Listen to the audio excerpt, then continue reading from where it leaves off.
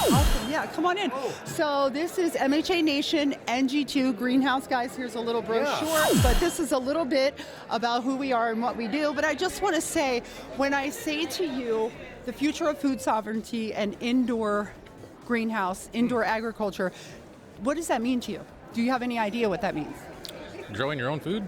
Growing your own food. Good answer. Okay, so now, what do you think? I mean, we've heard of greenhouses, but do you know why this one's different? I've actually driven by this facility many times because I go to powwows at MHA Nation a lot. Awesome. And when I heard that they were doing this endeavor, it really sparked a lot of different thoughts in my head about, growing the food, getting back to kind of where, especially the MHA Nation being known as the traders along the Missouri. Very good. Yeah, so it's kind of going back to their roots of who they were as a people. Yep. And tell us who you are, if you don't mind. My name is Bill Breen. I'm Chippewa and Sioux from North Dakota. Thank you. I'm a clothing designer and artist, so I have a booth upstairs. And then I know Mr. Brocade. Yep. Yeah. I'm Mr. Brocade. Hi, Mr. Brocade. Levi Blackigo, I'm the Secretary of the Crow Tribe. And understanding this is a little bit different. Do you have any idea what we're about to do here? So it's not a regular greenhouse, you're using gas? Yeah. Okay. Yeah, so basically it's like taking the carbon dioxide, the CO2, and transforming the energy into good energy that'll be useful for the vegetables that we're going to grow. And if you look in the brochure, you'll see there's 5 indeed. So, I mean, let's talk a little bit about, tribal food sovereignty. And so what would something like that mean to you, knowing that going back to the roots of doing what your people used to do? It's very exciting because getting back, because food also means connecting to your culture. So through language, culture, traditions, all of that plays a part in who our people are. In your nation, do you guys talk a lot about how healthy and living and wellness and the food that you eat is so important in getting back to your original roots? Definitely, for sure. I mean, so like if you're diabetic or predisposed to diabetes, because I know that within any country, diabetes is running rampant. I'm about the only member of my family that doesn't have diabetes, and I don't think it's attributed to my diet, I just got lucky. But I know that with the right diet, that can be mitigated quite a bit. So I think this falls in line with what that is. Awesome, yeah. Well, I hope that you guys, if you are ever in the neighborhood, you stop by, you can get a tour. And I hope that something like this strikes the nation as a whole of something that we can all do together. I totally agree. Yes, great. And you'll come out and visit us at the greenhouse and try some of our vegetables. I will. Awesome. Yep. Well, thank you guys. You've been so awesome, and you did great. Yeah. Fantastic. A+ for the both of you. Awesome. Enjoy. How are you? So this is NG2. This is the future of food sovereignty, okay? And so we're here at the booth, and we're in line right now at the trade show. So when I say to you the future of food sovereignty, or NG2, a greenhouse, indoor greenhouse, do you know anything about that? Like an indoor greenhouse, I do not. Right? Well, I mean, you've heard of greenhouses, and we've seen outdoor greenhouses. Well, MHA Nation is doing an amazing, innovative thing. We're taking CO2. It's like hydroponics, but we're taking the CO2 and turning it into good. Mm-hmm. And it's actually going to fuel and help the plants. And so if you want to check out some more information over there, does that sound like something as compelling as it is? Yes, it does. Actually, at Gonzaga University, where I went to college, they had a hydroponic greenhouse. And so we were in there quite often picking the plants or listening to, the benefits of having a hydroponic greenhouse. So this sounds even better. Oh, well, thank you so much for being a good sport here, talking to us. MHA Nation with the NG2 Future of Food Sovereignty. Thank you. Thank you. This is MHA Nation, the future of food sovereignty, NG2. Does any of that make any sense to you? Yes. Food sovereignty is essential in all, most tribal nations around the country. Amazing. Yeah. And how about you, sir? Yes, we're talking about controlling food sovereignty just because of having our own community garden, making sure we can be self-sustained. Got it. Well, and tell us who you are and where you're from. I'm Jermaine Smith, Shinnecock Tribal Council from Shinnecock Nation in Long Island, New York. Long Island, New York. Beret Hamp, Shinnecock citizen, and from our business board. Amazing. And I'm originally from New Jersey, but I am coming to you from MHA Nation, which is in Newtown, North Dakota on the Fort Berthold Reservation. And so this is a greenhouse concept, guys. So are you familiar with, I don't know that in New York that any of the tribes there would have oil. Am I correct in saying No oil. Right? No oil. So at MHA Nation, there's oil, lots of oil. Okay. There has been lots of oil, up to 300 barrels a day, 300,000 barrels a day. Let me be clear on that. Wow. And so that's a lot of oil, right? And Yes. so it's a lot of burning of the oil, Yeah. right? Yes. So what we're doing is we're taking that oil after it's been burned in the gas, the CO2, and turning that into good energy to be used in the greenhouse. That makes sense. Makes Okay. sense? And even Yes, it sounds does. exciting, right? Yes. Yes. So, I mean, this is something that hasn't been done anywhere in our country. Actually, the concept comes from Holland, and our chairman of our tribe, wanted to bring this to MHA Nation. So, how do you guys feel about coming out, maybe taking a tour and seeing what do you think here? I'm going to show you a little bit of what we're going to be growing, and I want you to take a look at that. And this is our grow chart right here a little bit. Oh, Take a okay. look at that. What do you guys think of that? Well, my next question is, this is Res, so how is it financially beneficial to the tribes as well as sustaining food sovereignty? Very good question. So this is going to give us the ability to do something that we used to do with the tribe, the people here. I say we because I've become so much a part of the nation, but I'm talking about the people that were actually here before and started here. And they claimed they were always there, which was, if we were in MHA Nation, I would say here. So I'm saying here like we're home, but we're actually in, where are we? We're in Las Vegas.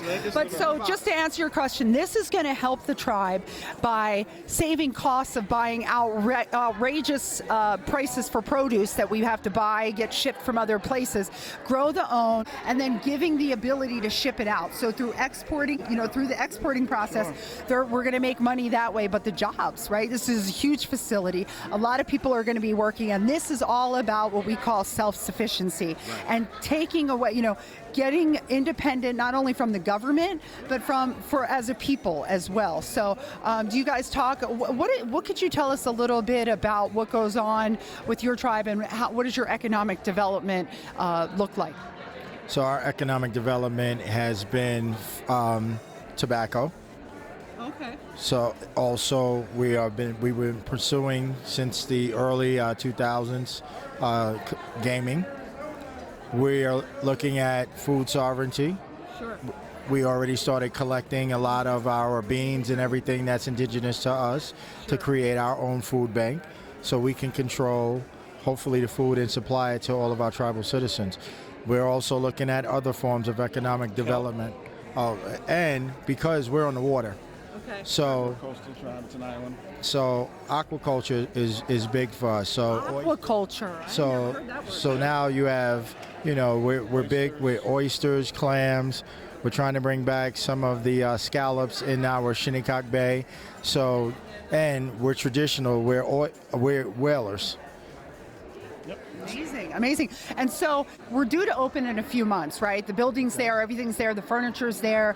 We've been growing lettuce. And so after we're up and running and this thing really takes off, we're expecting to see greenhouses all over the nation. And so do you guys see yourself collaborating as part of your economic development in a concept like this?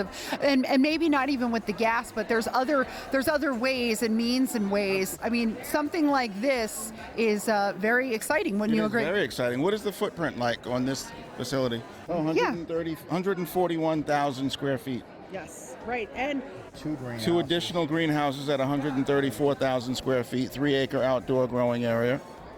that sounds pretty big, right? Very big. Pretty big concept. And stage 4, 215,000. 215,000 square foot greenhouse for phases 1 through 4, total growing area, total 412,000 square feet. That's pretty elaborate. Yep. And the beginning, Size is 7 football fields. 7. 7 football fields, yes. That's pretty powerful, huh? Very powerful. So, does it make you guys want to come out and visit Fort Berthold and come take a tour? We'd love to have you sometime. Okay, that would be great. Absolutely. Great. Well, thank you so much. Thank you. Thank you. Great, guys. Congratulations and good luck Yes. good luck with this endeavor. Thank you. Good luck with the opening. Awesome. Thank you, guys. My name's Sonia Nevakoye, and I'm from Oklahoma, and I'm from the Comanche Nation. I work for the Native Inc. Incorporation, and also sit on the board of directors for our Comanche Nation enterprises. So I'm going to ask you a few questions a little bit about the future of food sovereignty, what we do at MHA Nation with native green grow. Now, it's a lot of information. There's a lot of green here. Does any of this ring a bell, or do you have any idea what's going on with food sovereignty and indoor agriculture? I've heard of it, but I really never endowed in that because this is probably not my expertise, but it sounds interesting. And when we talk about food sovereignty, I'm guessing that it's about growth and how we can serve our people with better foods, healthier foods. Yes. And so this is a different type of greenhouse. I'm sure you're familiar with a standard greenhouse, and then there's even hydroponics. But this is where we're taking, you know how on some reservations there's the oil, and so we have that burning and that gas that's being emitted into the atmosphere. And so this is about taking that gas and using it and making it good energy to grow good foods. So how exciting does that sound? That sounds good. Yeah, sounds healthy, sounds good for tribes, and glad somebody's leading the way. Great. Well, so let's talk a little bit about your people when we talk about growing. We have at the MHA Nation, it's bean, corn, squash, a few others. Is there something that you guys remember in particular about your people and what they used to grow and how they used to grow that you could share with us? Well, with the Comanches, we were buffalo hunters. We were from the plains. So as far as growth, I think we did. Where it's called yaparuka, which means the root eaters. So we know we dug for different roots and specific things, but like corn and stuff, that's Choctaw Chickasaw also. So those are some of the things that we had grown, naturally, as far as tribes go. Well, just keep your eyes and ears out for what you hear about at MHA Nation with this native green grow. And all tribes that have oil on their land and it's burning out there maybe have an opportunity to do something like this. Right. Well, that I think would be really great, and for our tribe to even learn to take it back home. And we watch the people take leads, and I think other tribes, if it's successful, something good, healthy. Hey, any tribe can use that and benefit from it, I believe. Yeah. Good. Well, we won't keep you any longer, and enjoy the rest of the evening. Okay, thank you. Appreciate it. Here for this event. Absolutely. My name is Mary Kim Titla.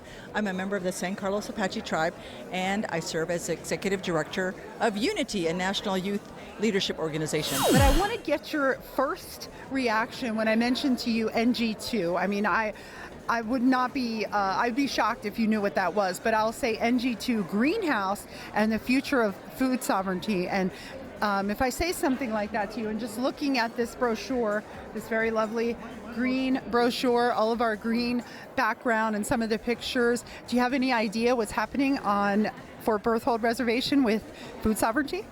Thank you for challenging me like that. I want to learn more, and I actually know a little bit about food sovereignty and that whole campaign in Indian country, because the Native youth involved with our national organization, that is a top issue for them. And so we all know that diet makes a difference. We all know that it's so important to care about what you're eating, what you're drinking, and just basically taking care of yourself, right? Sure. And I think it's a wonderful concept. I'm supportive of, anything that we can do to heal the land and to restore, our tribal sovereignty, and I think this is a form of that. And so I appreciate all that the MHA is doing to accomplish that. Hopefully you'll come and join us and visit us at the greenhouse in Parshall, North Dakota. Do you think you've ever driven by or been out that way? I have, because I've been to North Dakota many times. I actually have in-laws that are MHA, and we love them, and we're looking forward to our next visit. So I would love to do a tour and learn more. So thank you for promoting this and creating awareness. Awesome. Thank you very much. Enjoy the rest of your evening. Thank you.